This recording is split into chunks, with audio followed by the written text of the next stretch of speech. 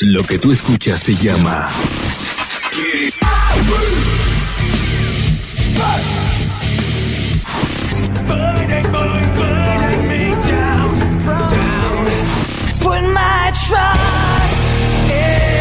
Una nación vulgar. Radio Censura. Vulgarmente prohibido.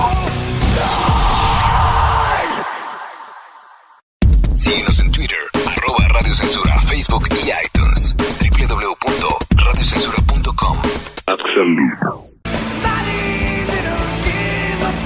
Podrías hacer la prueba y encerrarte toda una tarde a escuchar los discos de Nirvana, Pearl Jam, Soundgarden, Alice in Chains y Stone Temple Pilots.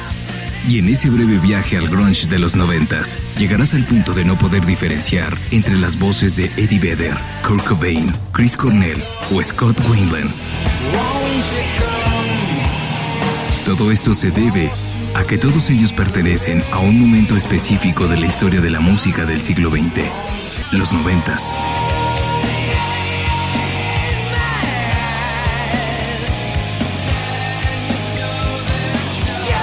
Todos fueron contemporáneos, todos compartían un campo de experiencia en común, todos fueron parte de la generación X. Fueron los 90s, una de las décadas más yonkis, y la cual nos arrebató a más de uno de los semidioses del grunge.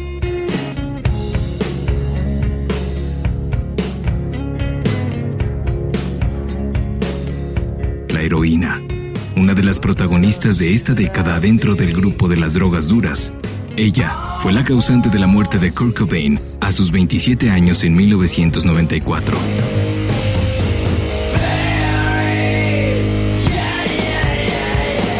Y aunque algunos salieron bien librados, otros fueron perseguidos por sus demonios. Como Layne Stanley, que el 5 de abril de 2002 fue encontrado muerto en su casa.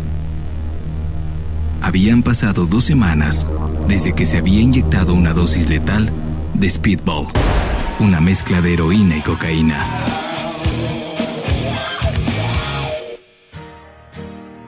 Es el grunge, sin duda, el género musical que ha cobrado más víctimas mortales dentro de su influencia en el mundo de la música.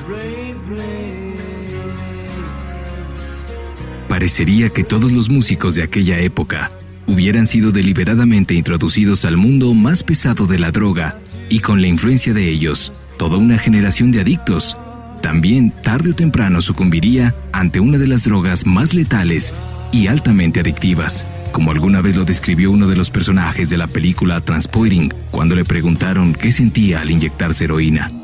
Piensa en tu mejor orgasmo, multiplícalo por 1,000,000 y aún así estás lejos.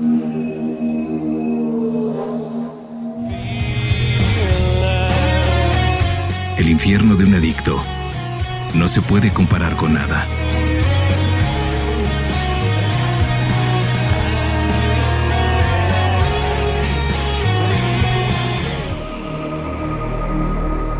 Scott Weiland supo que ese infierno se vivía día a día desde la década que su grupo, Stone Temple Pilots, le dio la fama con la cual un día conoció a la sustancia que lo llevó a una vorágine destructiva que incluso lo hizo olvidarse de la labor de ser padre.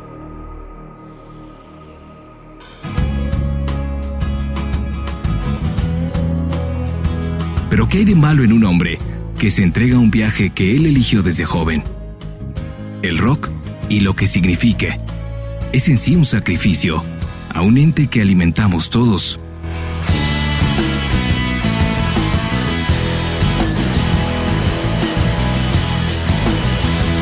Scott era otro de los tocados por la divinidad de la perfección dentro de un mundo imperfecto, donde sus vicios, manías y hasta el mal carácter lo hacían ver en esencia como un ser divino. Por eso algunos llamamos al grunge y a los 90s como el Olimpo del rock, donde se gestaron dioses y semidioses que tarde o temprano tendrían que volver a ser parte del universo y su energía.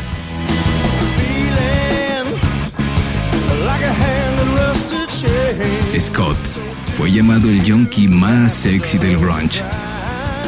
Quizás su lado femenino fue lo que más lo diferenció y separó de los demás líderes y vocalistas contemporáneos. Esos bailes, esa esbelta figura, además de los cambios de imagen que nos hacían recordar al camaleónico Bowie.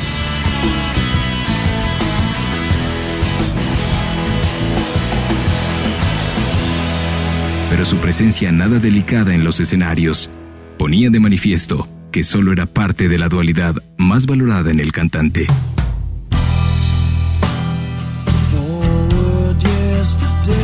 Con los Stone Temple Pilots, inició una carrera que lo llevaría a ser uno de los más dignos representantes de la juventud que, como él, se hallaban en depresión constante, quizá una depresión derivada de sus adicciones, que al conjuntarlas con sus talentos, salían canciones.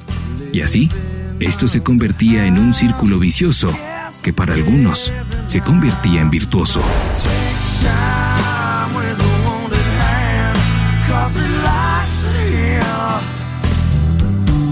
Éxitos como Plush, Interstate Love Song, hicieron que Waylon y compañía se ganaran el respeto de la industria y de los fans.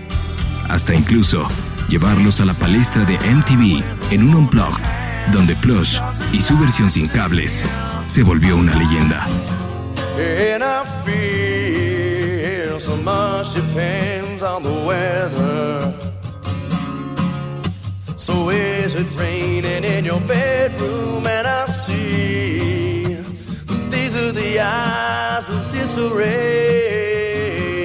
Pero la droga comenzó a minar no solo la relación de Scott con su banda, sino que incluso en años posteriores provocó el rompimiento de su matrimonio. Arrestos y una temporada larga en Nueva York comprando crack volvieron al cantante, el delgado y pálido Scott que conocemos. Posterior a sus conflictos con Stone Temple Pilots, fue invitado por el ex guitarrista de los Guns N' Roses para ser el vocalista de una nueva superbanda, llamada Velvet Revolver, la cual le quedó como anillo al dedo. Era la mezcla perfecta y algunos críticos decían que era un ente parecido a los Guns N' Roses y que habían regresado con una gran voz como la de Scott. Pero lo bueno duró poco, puesto que también fue expulsado de la agrupación por sus problemas de conducta y abuso de drogas.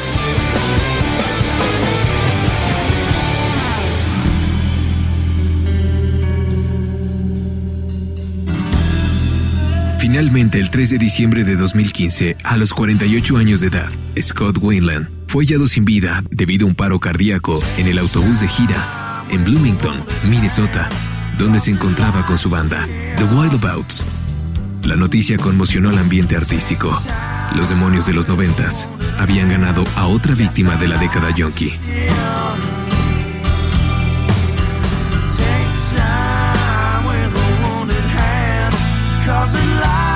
Días después de la muerte de Scott, su exesposa publicó una carta que dejó a todos sin palabras, la cual dice a la letra lo siguiente: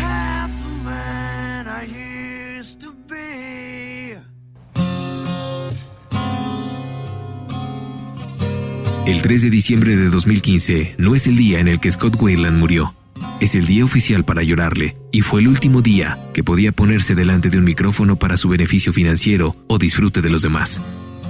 El derramamiento de pésame y oraciones que se ofrecen a nuestros hijos, Noah y Lucy, ha sido abrumadora, apreciado e incluso reconfortante. Pero la verdad es que, como tantos otros niños, mis hijos perdieron a su padre hace muchos años. Lo que verdaderamente perdieron el 3 de diciembre fue la esperanza. No queremos menospreciar su talento increíble, su presencia o su capacidad de iluminar cualquier escenario con una brillante luz. Muchas personas han sido lo suficientemente amables para alabar su don. La música está aquí para quedarse, pero en algún momento, alguien tiene que intensificar y señalar que sí, esto se veía venir. Leemos horribles críticas, videos de artistas que caen, incapaces de recordar sus letras y que deben ser puestas en un teleprompter a pocos pies de distancia. Y luego hacemos clic en Add to Cart, porque lo que en realidad pertenece a un hospital es considerado arte. Muchos de estos artistas tienen hijos con lágrimas en los ojos, que sufren de pánico debido a que sus gritos no son escuchados. Usted podría preguntarse, ¿cómo íbamos a saber? Leemos que le encantaba pasar tiempo con sus hijos y que había estado libre de drogas durante años. En realidad, lo que no quería reconocer es que era un hombre paranoico. A veces estaba llena de mucho dolor y lucha, pero lo hice porque pensé que era lo mejor para Noah y Lucy. Sabía que algún día verían y sentirían todo lo que yo había estado tratando de protegerlos, y que con el tiempo serían lo suficientemente valientes para decir qué desastre era nuestro padre. Lo amamos, pero existe una mezcla de raíces profundas de amor y decepción formada por nuestra relación con él. Incluso después de que Scott y yo nos separamos, pasé incontables horas tratando de calmar sus ataques paranoicos, empujándolo a la ducha, llenándolo de café, y todo esto para acallar a la audiencia, para que fuera a los concursos de talento de Noah o al musical de Lucy. Esos encuentros cortos fueron mis intentos de dar a los niños un sentimiento de normalidad con su padre, pero a menudo se convirtió en algo de miedo e incomodidad para ellos. Pasar tantos años inmersos en las múltiples enfermedades de Scott me llevaron a mi propia depresión. Llegó un punto en el que yo estaba diagnosticada como bipolar. Temí que lo mismo ocurriera con los niños. Hubo momentos en que los servicios de protección infantil no le permitieron estar a solas con ellos. En muchas ocasiones se negó a que los niños participaran en la víspera de Navidad, porque él era ateo. Ellos nunca han puesto un pie en su casa y no pueden recordar la última vez que lo vieron el Día del Padre. No comparto esto con ustedes para emitir sentencia. Lo hago porque lo más apropiado es saber lo que un hijo siente bajo los mismos zapatos. Si usted tiene hijos, por favor, reconózcalos. Ofrézcase a acompañarnos al baile del padre e hija o enséñeles a lanzar una pelota de fútbol.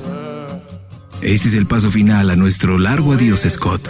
A pesar de que sentía que no tenía otra opción, tal vez nunca debimos hacerlo, dejarlo ir. O tal vez estos últimos años de separación eran su regalo de despedida. En los últimos años pude oír su tristeza y confusión cuando él me llamaba a altas horas de la noche, a menudo llorando por su incapacidad de separarse de las personas negativas y de las malas decisiones. No voy a decir que él puede descansar ahora, o que está en un lugar mejor. Él pertenece a sus hijos, a hacer barbacoas en el patio trasero. Estamos enojados y tristes por la pérdida, pero más devastados estamos porque él haya elegido renunciar. Noah y Lucy nunca buscaron la perfección de su padre. Ellos solo mantenían la esperanza con un poco de esfuerzo. Si usted es padre y no da su mejor esfuerzo, lo único que le pido es que intente un poco más. No te rindas. El progreso, no la perfección, es lo que sus hijos están esperando. Nuestra esperanza para Scott ha muerto, pero sigue habiendo esperanza para los demás. Elijamos hacer de esta la primera vez que no glorificamos una tragedia con el pretexto del rock and roll y los demonios, que por cierto, no tienen nada que ver con él. No compres la deprimente playera donde aparezca la leyenda 1967-2015. Utilice ese dinero para llevar a un niño a un juego de béisbol o para comprarle un helado.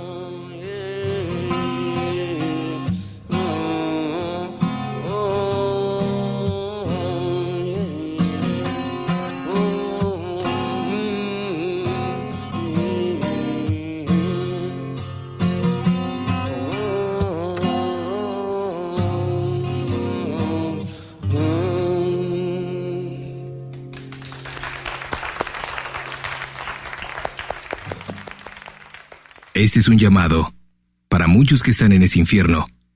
Asómense al reflejo de Scott Weiland y traten de girar el timón de su vida. Cuando yo recuerdo los 90s, la mayor parte de la música era dura y depresiva. Creo que el grunge es el género más autodestructivo que la música ha dado al mundo. Sin embargo, quizás en uno de sus momentos de lucidez y alegría, Scott nos hizo sonreír, bailar y gritar. Big Bang Baby. I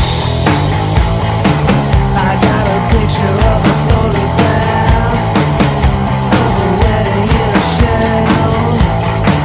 It's just a burning ancient memory. I never kiss and tell. So take it up and down and there's a hole in your head. There's a hole in your head. When the birds can't sing along. Does anybody know how the story really goes? How the story really goes? Yes, we all